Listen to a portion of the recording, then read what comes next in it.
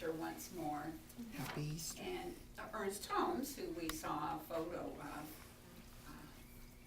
who is the founder of this philosophy, said that Jesus was not the great exception, he was the great example. And as the human gives way to the divine in all people, they become the Christ. And the word Christ means anointed. So we are all anointed. We are all the Christ. And it is for us to develop our abilities as an example that Jesus said. So that whole idea is the cornerstone of our belief system, that Jesus was the example, not the exception, and that each one of us has the potential of being that powerful in our person, that we will have the ability to work miracles everywhere. He was not particularly different than any of us. Dennis Merritt Jones, who wrote a little book called How to Speak Science of Mind, said this. Hannah, I've never heard you bark. It's not Sounds a like a bark. cough. It's kind of a cough. Is she? Yeah. Oh, bless her. She okay now? I think so. Give her some water. Okay. Anyway, Dennis Merritt Jones said, "We believe that Jesus was indeed the Son of God. We also believe that every other human being in the is the progeny of God. Ernest Holmes states, mental science does not deny the divinity of Jesus, but it does affirm the divinity of all people. It does not deny that Jesus was the Son of God, but it affirms that all men are the sons of God. The teachings of Jesus are paramount in science of mind. However, the focus is more on their understanding and use of the universal principles than on their personality. Much of what science of mind teaches is contained in two statements credited to Jesus. The statement from Luke, the kingdom of heaven is within you.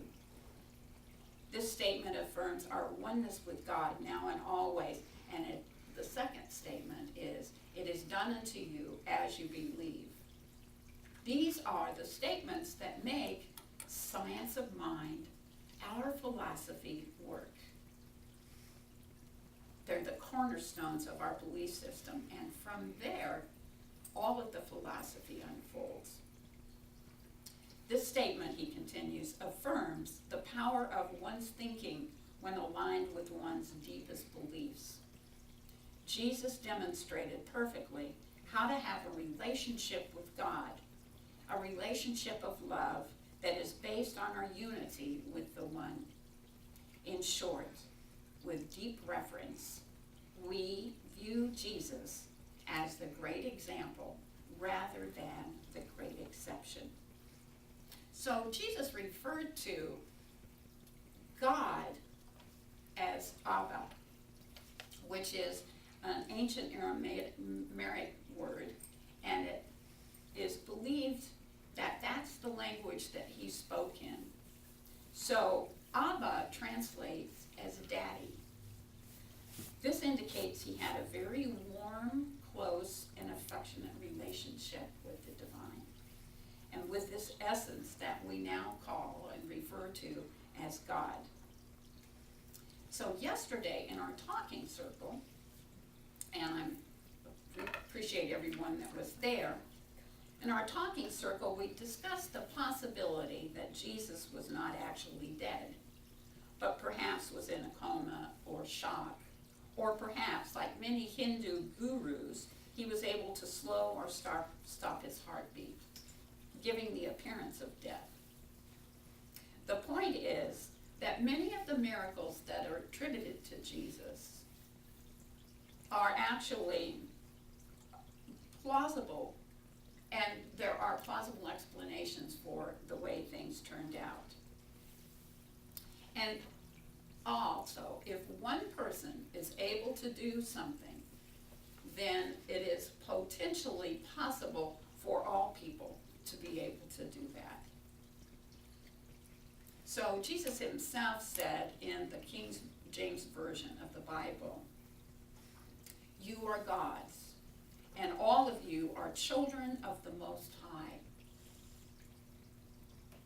You are God's, and all of you are the children of Most High. You all have a personal, warm relationship with Abba. And he also said in John 14:12, he said, "Truly, truly, I say to you that whoever believes in me, in the works that I do, will do also the greater works than these will they do."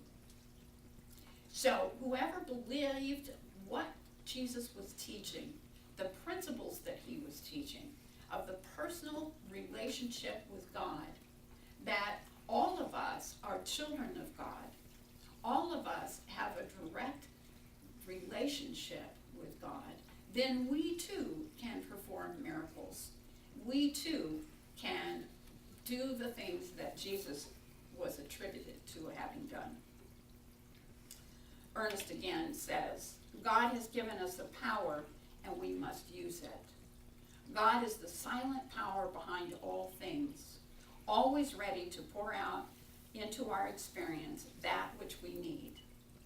We should unify with it, declare our world to be the presence, power, and activity of this one.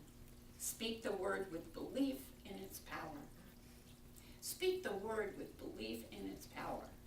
It is done to you as you believe. And that really is the secret to the way miracles show up in our lives. It is done unto you, unto us, as we believe. He continues, in the midst of what seems like your degradation, when you look old, feel sick, fear poverty, cry at failure, if you would cease to give way to these things for one instant, if you cease to give things your attention for one instant, you will see the meaning of it all is for you to know that you are a transcendent being with transcendent powers. That was from Ernest Thomas. He practiced what he taught. He had amazing results from his prayer. And each one of us, if we are fully vested in the belief of the divine and the goodness and love of the universe, then we too can have amazing results from our prayers. So Reverend Dr. Kathy Hearn, who was the spiritual leader of Centers for United Religion before the great joining of the two factions of religious science. She said these things. She's now the dean of the San Diego campus of the religious science churches. She said, today we are joining with many people in the world to observe Easter, honoring the events of 2017 years ago, that are an important center point for the Christian faith. We bring to this observation a metaphysical interpretation that allows us to embrace spiritual meaning and principles above the literal level of the story and to find personal resonance, relevance, and transformation within that story of Jesus. The mystical tradition holds that anyone walking the path of awakening toward full realization of our oneness with God and our divine identity will at some point in some way, personally live the various stages of the story of Jesus' life. So the story of Jesus' life is an example for all of us. It is the hero's journey once more. We are the heroes of our own lives. Each step in the story represents a natural and inevitable step in the journey toward realization of the Christ truth, the divine truth of our being. She said, and indeed, we have all had a divine birth, as spirit taking form. Each one of us is a representation of that glorious essence that we call God. And we are the special spark of the divine. And our birth is that symbolically the same as spirit in form. We've all had a Herod figure in our lives or in our families who sought to deny our uniqueness and divinity. And in response, we either fled away or fled within. We have all had the Herod in our lives. Years of wandering in the wilderness, when purpose was only dimly heard and understood, if we understood it at all. And that was sparked by our Herod experience. We've all had moments of baptism, feeling the call of something greater, and dedicating ourselves to live this truth in all costs. We've all had those glorious moments of enlightenment when we absolutely were clear. The aha moment. We've had moments when we're tempted to give up our resolve and then recommitments to live a life and the mission for which we were born. We've all had those moments. Jesus had the 40 days and the 40 nights in the desert. And I venture to guess that any of us that would be willing to go out in the desert and do without food or drink for 40 days or 40 nights would certainly have some sort of enlightenment.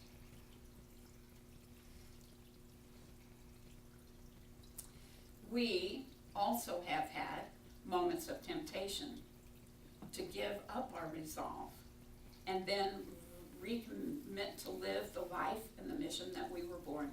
Times of deep questioning and doubt, wishing to get out of the assignment and not face what it takes to move forward.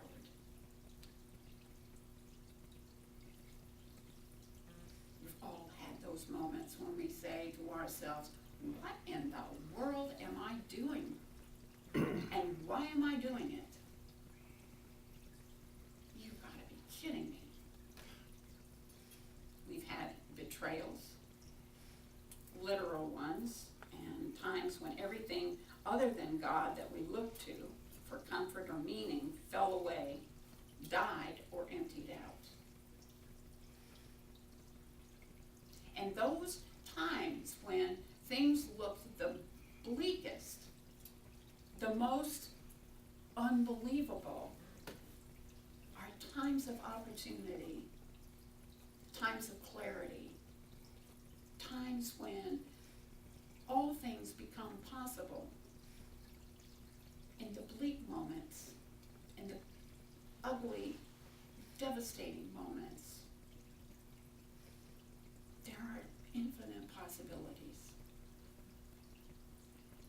We've all had crucifixions, the unstructuring and dismantling of our lives, dying to our limitations rather than dying from them one more time.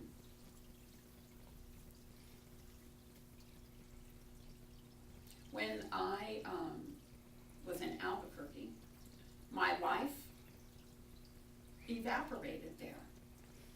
My job was icky. My family had all all moved away and left me. My husband had died, my mom had died. It was a very bleak time. My community had changed while I was going to ministerial school, and I had no place there any longer. I had been away, and when you're away, things change. It was like Albuquerque had given me the boot. It was a bleak time. And then the opportunity to come to Reno fell right out of the sky for me.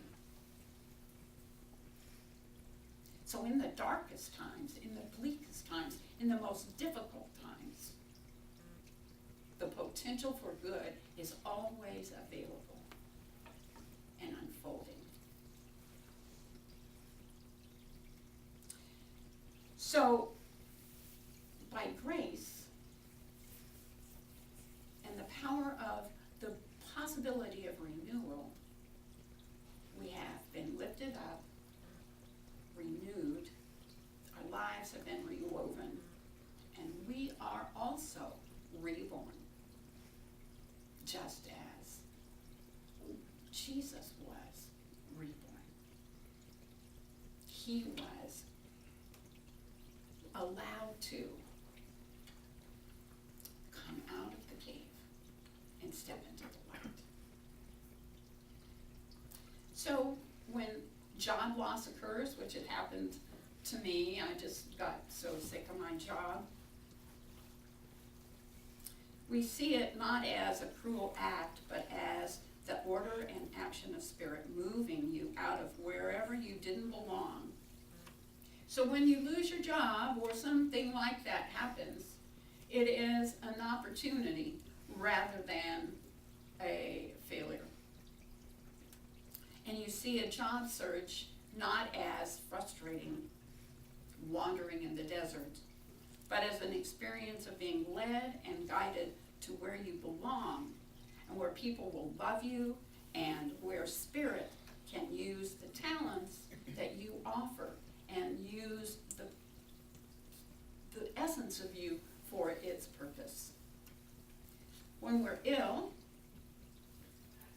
just work at seeing your experience as a call to face any belief in separation or denial of life itself, and see it as an initiation into the truth of your wholeness, as this truth of Spirit that you always are. Financial imbalance, appreciate your life as it is not merely an endless experience of not enough, but as Spirit calling you to know that the self that believes that in lack is false. You have a choice to look at lack, or you have a choice to look at abundance. You can always say, oh, there's not enough. And sure enough, what do they say? How much is enough? It's $100 more than you have. But look at what you have. Look at the wonderment of your life.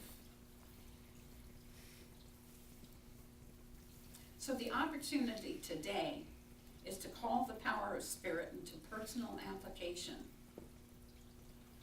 Not holding it apart from us or at arm's length from our lives, but rather to bring renewal home to us.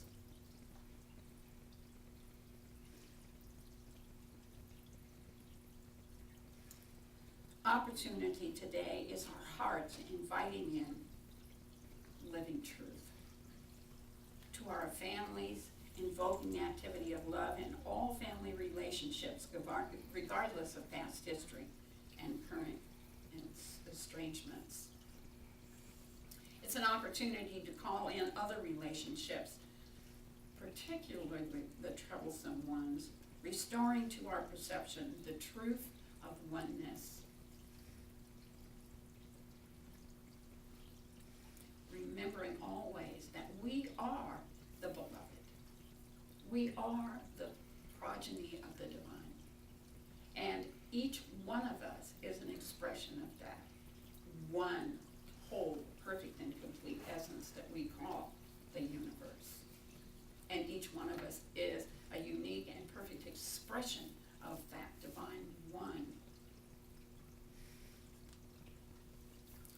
have an opportunity to communicate with our bodies, honoring them, nurturing them, and allowing them to be temples of the living Spirit. We have an opportunity to understand our circumstances and our situations and the events in our experience as an expression of the divine. Seeing that something about spirit is always working its way into expression.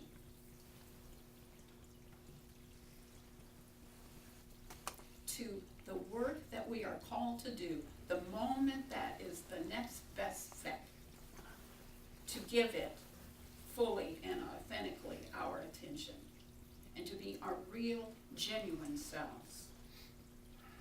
It's an opportunity for our dreams to be rekindled and lifting them to the highest thoughts of good.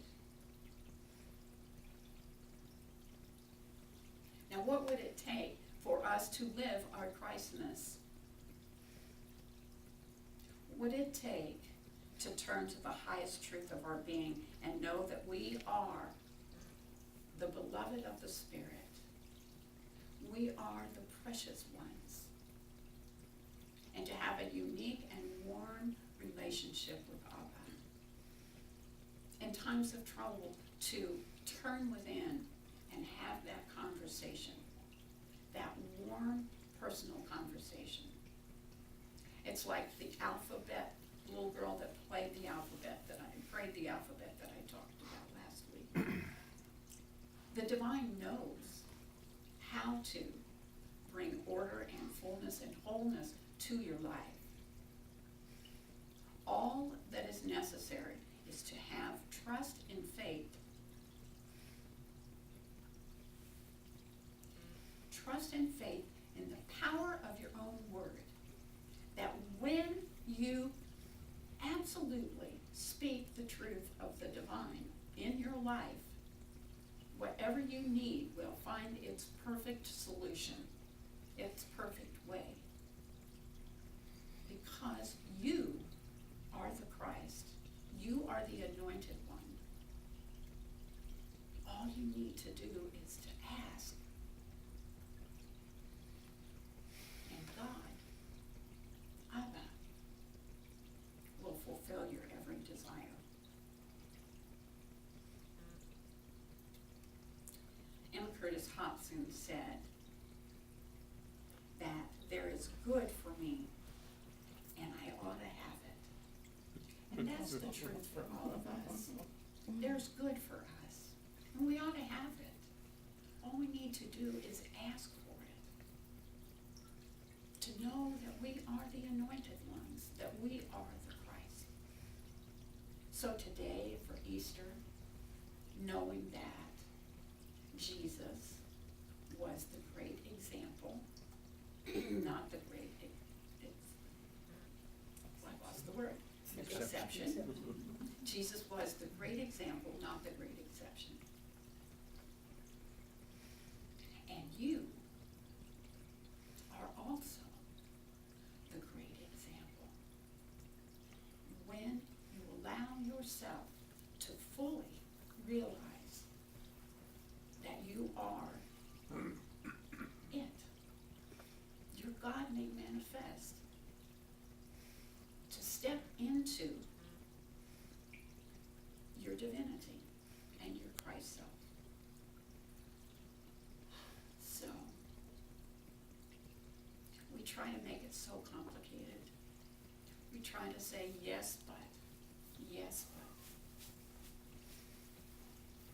And for every conflict we have, every circumstance and situation that seems challenging, we can say, yes, but we are the Christ. Yes, but our word is as powerful as the divine that we called Jesus. We too are the example, if we're willing to step into that. So, Today I wish you happy Easter. I wish you the commitment to step into your Christhood, to be the beloved that you are. I love each one of you. Namaste. So I'm going to invite Kate and Steve to stand with me in prayer. And I want to remind you that prayer works. And if you are not able to see that your Christhood clearly, then ask for help. Steve or Kate will be happy to pray with you, as will I. And just know that all of that you desire, all that you want, all of the blessings that you call into your life are possible.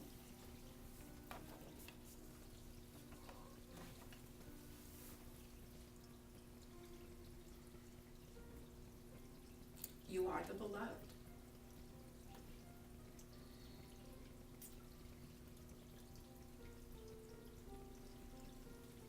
You are the example.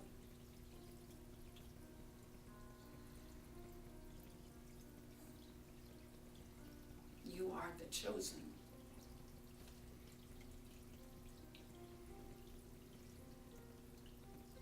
Everything you long for, everything you desire,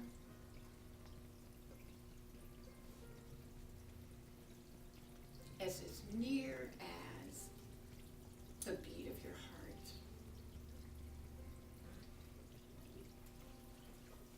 Only thing required is the trust and the knowing that Abba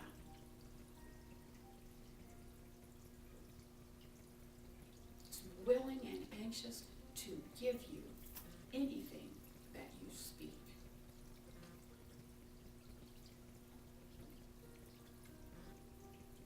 All you need to do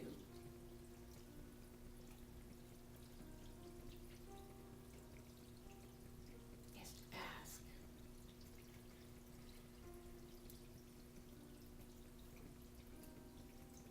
Knowing that it is done unto you as you believe. And you are totally capable of working miracles.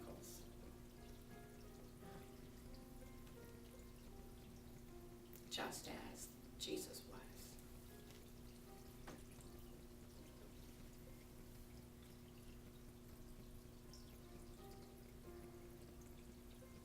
So today, at this moment, in this time, in this place,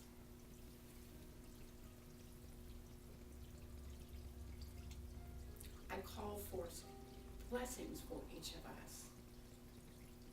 I call forth fulfillment of the deepest longings.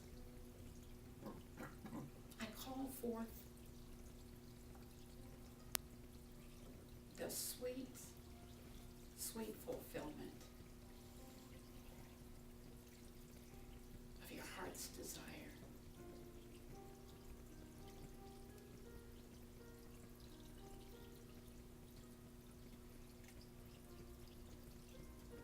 I know that this is not idle conversation.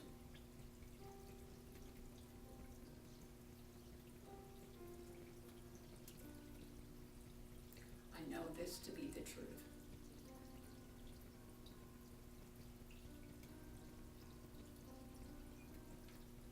I call forth dynamic energy, amazing, loving relationships, abundance beyond measure, vigor, vitality, joy, laughter,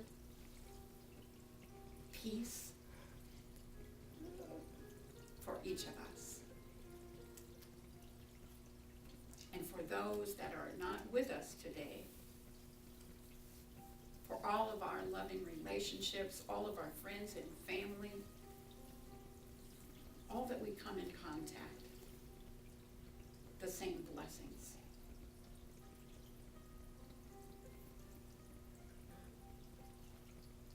And as I've spoken my word,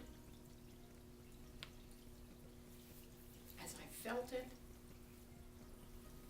as I've seen it, I know that it is done, and I get out of the way.